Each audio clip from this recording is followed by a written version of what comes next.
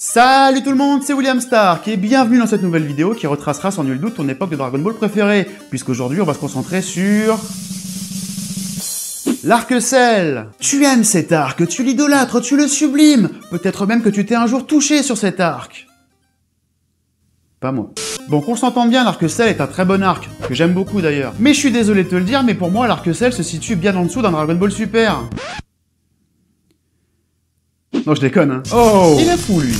Bon, par contre, je t'avoue que j'ai toujours eu du mal avec le design de Cell. Son espèce de chapeau, là. C'est très bizarre ce que tu fais, là. Comment ça? Bon, c'est purement subjectif, hein, me gueule pas dessus. Et puis je sais très bien que c'est pas un chapeau. On enchaîne avec la figurine du jour. Une statuette en PVC d'environ 18 cm dans la collection BWFC par Bande Presto représentant ton antagoniste préféré dans sa forme parfaite. Et ça veut dire quoi alors, sa forme parfaite? Bah tu regardes la vidéo et tu la fermes. Ah.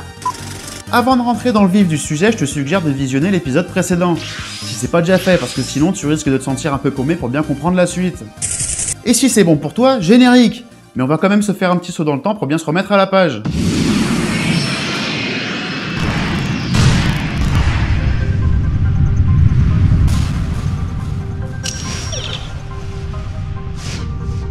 Alors qu'un terrible combat opposait la Z-Team aux deux Saiyans Nappa et Vegeta, le Dr Gero profita du chaos ambiant pour envoyer un mini-robot espion afin de prélever des échantillons d'ADN appartenant aux plus puissants combattants de l'époque, et pourra ainsi débuter la conception de Cell.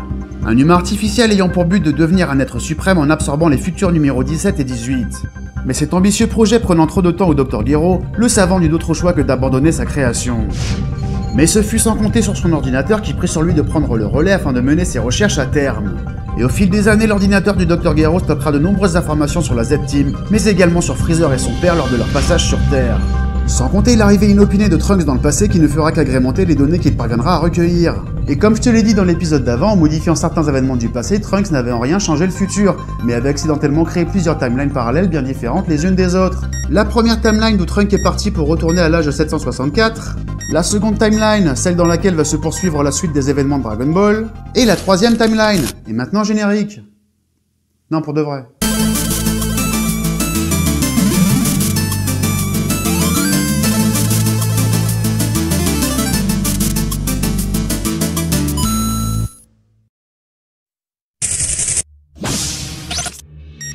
Tout comme dans la première timeline, dans cette réalité Goku est mort, et la Terre est ravagée par les humains artificiels numéro 17 et numéro 18. On casse tout, on casse tout. En fouillant dans les décombres du laboratoire du Dr Gero, Trunks se mettra la main sur le contrôleur d'arrêt d'urgence des deux cyborgs, mettant ainsi un terme à la guerre contre les humains artificiels. Après 24 années de développement, Cell arrivera enfin à maturité, et dans le but d'atteindre sa forme parfaite, il se mettra donc à la recherche des deux cyborgs. Mais ne parvenant pas à les retrouver, Cell assassinera Trunks, et lui dérobera la machine temporelle afin de retourner à une époque antérieure à leur destruction. Alors ce qu'il faut savoir, c'est qu'à ce moment-là, Trunks avait prévu de repartir dans le passé pour annoncer à la Z-Team sa victoire sur les cyborgs. Et c'est donc ainsi que Cell se retrouvera à l'âge de 763, où il devra patienter 4 ans sous terre avant d'arriver de nouveau à maturité. Parce que Cell était trop grand pour entrer dans la machine temporelle. Alors oui, je sais que c'est con, mais bon, du coup, Cell a été obligé de régresser jusqu'à son stade d'œuf. Néanmoins, l'histoire suivra son cours alors qu'une nouvelle menace semblait bien se profiler dans l'ombre. Et à son arrivée dans le passé, Trunks éliminera Freezer et son père avant de donner à Goku le remède contre sa future maladie et informera la Z-Team de la future venue des humains artificiels numéro 17 et numéro 18. Trunks repartira vers le futur et la préparation de la Z-Team commencera. Vegeta débutera l'entraînement dans la salle de contrôle de gravité comme l'avait jadis fait Goku, afin de surpasser son rival et d'accéder lui aussi à la transformation en Super Saiyan. Et c'est ainsi que Bulma tombera amoureuse du prince. Oh les muscles, les gros muscles, oh je t'aime. À cette même époque, Goku et Piccolo tenteront de passer leur permis de conduire. C'est pas une blague, hein, c'est vraiment dans la chronologie. Et toi c'est pour quand? Bah...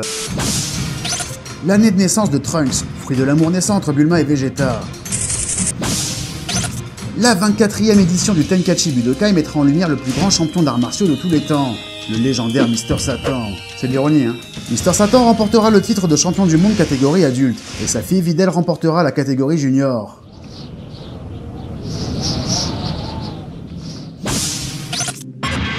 Exactement comme l'avait prédit Trunks, les humains artificiels feront leur apparition. Mais étrangement, la Z-Team ne sera pas confrontée au numéro 17 et 18, mais au numéro 19 et au Dr Gero lui-même, qui est désormais le numéro 20. Et pourquoi? Bah comme le Dr Gero ne voulait pas mourir de vieillesse, bah il a créé le numéro 19 pour l'assister et faire de lui un humain artificiel. Et comme les humains artificiels ne peuvent pas mourir de mort naturelle, bah le Dr Gero avait dorénavant la vie éternelle.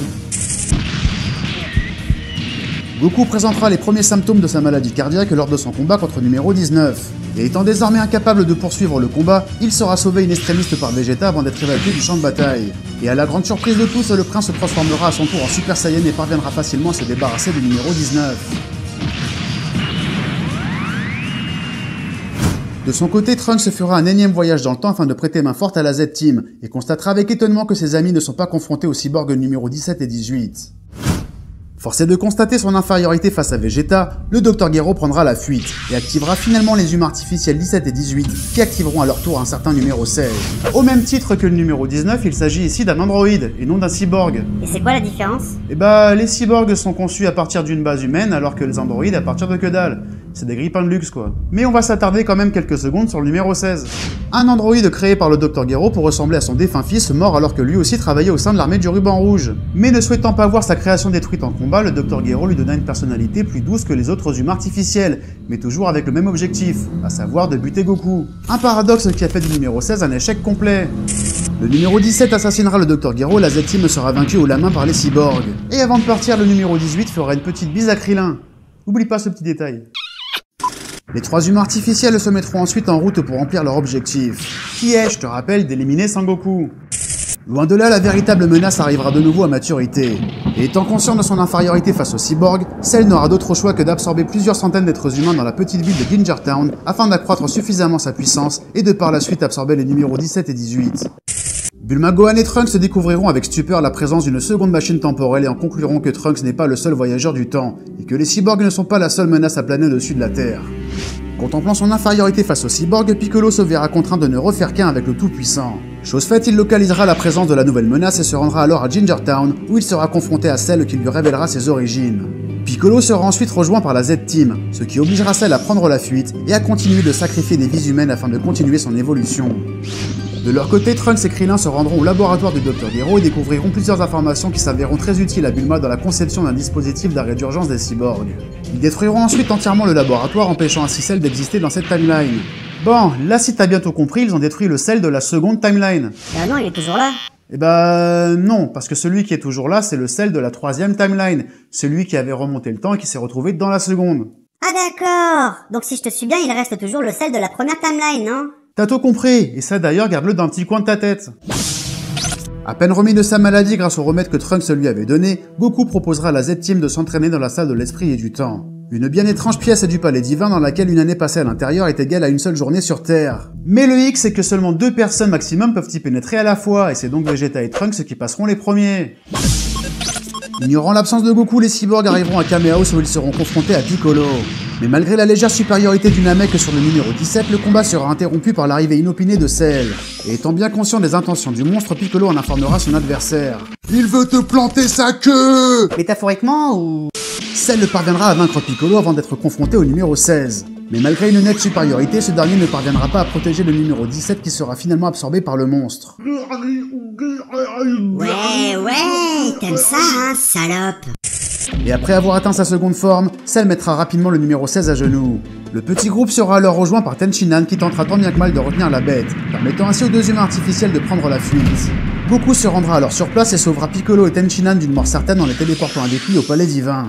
Et leur entraînement étant terminé, Vegeta et Trunks sortiront de la salle de l'esprit et du temps et laisseront leur place à Goku et Gohan avant de partir à la rencontre de Cell. Et lors de son entraînement, Gohan parviendra à son tour à se transformer en Super Saiyan. Ayant atteint le second stade de la transformation en Super Saiyan, oui parce qu'il y a plusieurs stades de Super Saiyan, 4 pour être précis, mais le dernier stade c'est surtout une maîtrise parfaite de la transformation en Super Saiyan, que tu connais sûrement sous le nom de Super Saiyan Full Power. Bon enfin bref, je reprends. Ayant atteint le second stade du Super Saiyan, Vegeta dominera largement Cell. Étant en possession du dispositif d'arrêt d'urgence des cyborgs créé récemment par Bulma, Krillin se rendra discrètement sur place, bien décidé à mettre un point final au combat. Mais il hésite.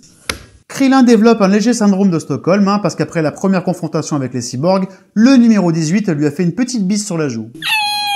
Et il détruira le dispositif. Un but de lui-même, Vegeta permettra à Cell d'absorber le numéro 18, lui permettant ainsi d'atteindre sa forme parfaite. Une grossière erreur de la part du prince qui perdra son avantage malgré une débauche de techniques plus meurtrières les unes que les autres.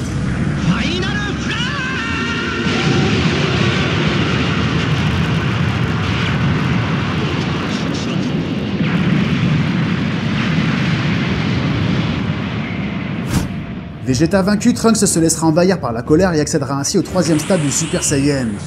Beaucoup plus puissant mais nettement moins rapide, Trunks échouera à son tour. Mais désirant tester l'étendue de ses capacités, Cell épargnera ses adversaires afin de leur laisser plus de temps pour mieux se préparer à une future rencontre. Et c'est par le biais de la télévision que Cell annoncera au monde entier son intention d'organiser le Cell Game qui aura lieu le 26 mai. Une sorte de tournoi au tour à tour, chaque participant devra lui faire face. Oh bah si c'est que ça, c'est good, non? Eh bah oui, sauf que là, pour le coup, tuer est autorisé. Ah merde. Et ouais. Et si personne n'arrive à le niquer, il détruit la Terre. Voilà, je préfère le préciser, hein, des fois que tu te dises qu'il n'y a pas de réelle menace. Le même jour, Gohan et Goku sortiront de la salle de l'esprit et du temps et laisseront leur place à Piccolo. Et le lendemain, ce dernier cédera la place de nouveau à Vegeta. Ne pouvant rester passif face à une telle situation, le roi de la Terre enverra sa propre armée combattre Cell. Mais bon, tu te doutes bien qu'elle va se faire niquer. Les Dragon Ball ayant disparu en même temps que le Tout-Puissant, Goku se rendra sur la nouvelle planète Namek et demandera au jeune Dende de devenir la nouvelle divinité protectrice de la Terre. Ce que le jeune Namek acceptera avant de réactiver les boules de cristal. Mais avec quelques petites mises à jour en faisant en sorte que les Dragon Ball n'exaucent non plus un, mais deux vœux. Pendant ce temps, Vegeta sortira de la salle de l'esprit et du temps et sera remplacé par Trunks qui en ressortira le lendemain. Bon, là, j'ai pas trouvé de date précise, mais pendant les 10 jours qui précèdent le Cell Game, le numéro 16 sera réparé par Bulma. Et pourquoi? Eh bah, parce que lui aussi souhaite participer au tournoi. C'est le jour J. Toute la Z-Team ayant répondu présent au défi lancé par Cell, le tournoi commencera. Le Cell Game s'ouvrira sur un combat épique opposant Cell au dernier espoir de l'humanité. Le plus grand champion d'arts martiaux qui ait porté la Terre, le très célèbre Mister Satan. Là aussi c'est de l'ironie, hein. Bon, inutile de te préciser que Mister Satan va se faire latter par Cell, hein. Ah pourquoi tu le fais alors? Le tournoi commencera véritablement par un face-à-face titanesque entre Cell et un Goku maîtrisant parfaitement le Super Saiyan. 4e stade du Super Saiyan, le Super Saiyan Full Power.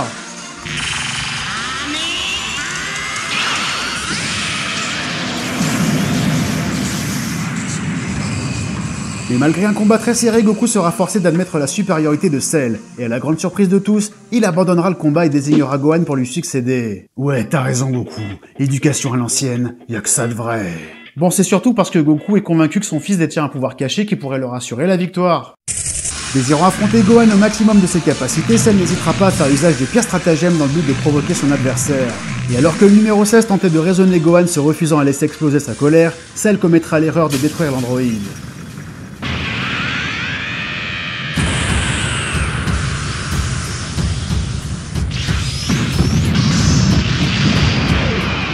Ayant dépassé le niveau de Super Saiyan et atteint le niveau de Super Saiyan 2, Gohan reprendra nettement l'avantage sur son adversaire. Je parle bien de la transformation en Super Saiyan 2, hein, et pas du second stade du Super Saiyan.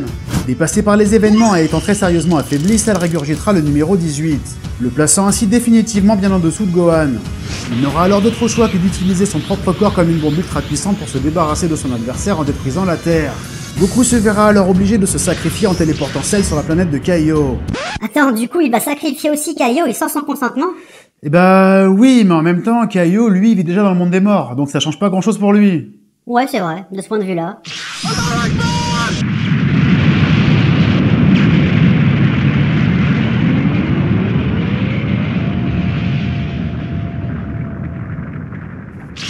Mais malheureusement, Cell survivra à son propre suicide et reviendra sur Terre plus fort que jamais grâce aux cellules Saiyan présentes dans son organisme. Et comment il a fait pour retourner sur Terre? Et ben en calquant le déplacement instantané de Sangoku. Il supprimera Trunks et provoquera ainsi la colère de Vegeta qui se jettera sur lui.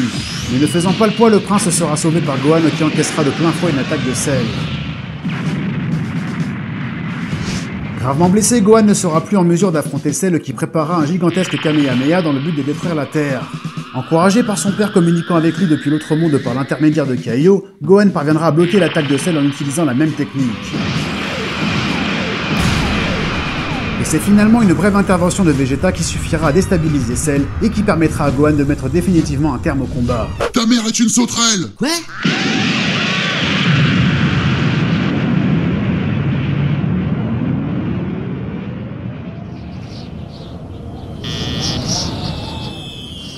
Cell vaincu, Mister Satan s'auto-proclamera grand vainqueur du tournoi et sera reconnu comme étant grand sauveur de l'humanité. De retour au palais divin, toutes les victimes de Cell seront ressuscitées à l'exception de Kaio, de Bubbles et de Goku, souhaitant rester dans l'autre monde pour ne pas attirer de nouvelles menaces sur Terre. Et le second vœu permettra de désarmer les numéros 17 et 18. Après un ultime hommage à Goku, Trunks repartira vers le futur grâce à sa machine temporelle. Néanmoins, cette lutte tragique et acharnée se conclura sur un bienheureux événement, la naissance de Sangoten, le second fils de Goku.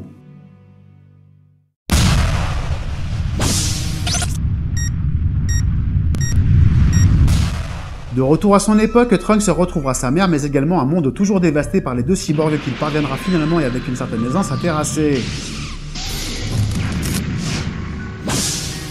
Et 3 ans plus tard, il devancera Cell et l'éliminera définitivement. Donc plus aucun Cell dans les 3 timelines. T'as tout compris? Quelques temps plus tard, le Kaioshin de l'Est et son assistant Kibito solliciteront l'aide de Trunks afin d'empêcher Dabra et le sorcier Babidi de réveiller la plus grande menace qu'ait connue l'univers, le démon Boo. Et c'est ainsi que Trunks sera entraîné à la maîtrise de la Z-Sword sur la planète des dieux Kaioshin. Une épée légendaire permettant d'accroître la puissance de celui ou celle qui parviendra à l'arracher de son rocher. Enfin ça c'est ce qu'on veut nous faire croire. Parce qu'en réalité c'est juste l'épée dans laquelle le seigneur Beerus avait enfermé le doyen des dieux 75 millions d'années avant l'âge. Mais l'entraînement de Trunks sera écourté par l'arrivée de Babidi sur Terre. Le trio parviendra néanmoins à vaincre Dabra et Babidi, empêchant ainsi le réveil de Boo. Les deux Kaioshin de l'Est et Kibito seront tués pendant la bataille. Et c'est là que se trouve le petit bug dans la chronologie dont je t'ai parlé dans l'épisode précédent. Car normalement cet événement se déroule pendant l'âge de 774. Or à cette époque, Trunks ne s'est pas transformé en Super Saiyan et surtout il a que 8 ans. Donc soit Trunks a fait un énième voyage dans le temps, soit il y a une putain de grosse incohérence dans la chronologie officielle. Toujours est-il que même si Trunks avait réussi à épargner sa propre timeline d'une terrible catastrophe, pour une autre réalité, le pire restait encore à venir.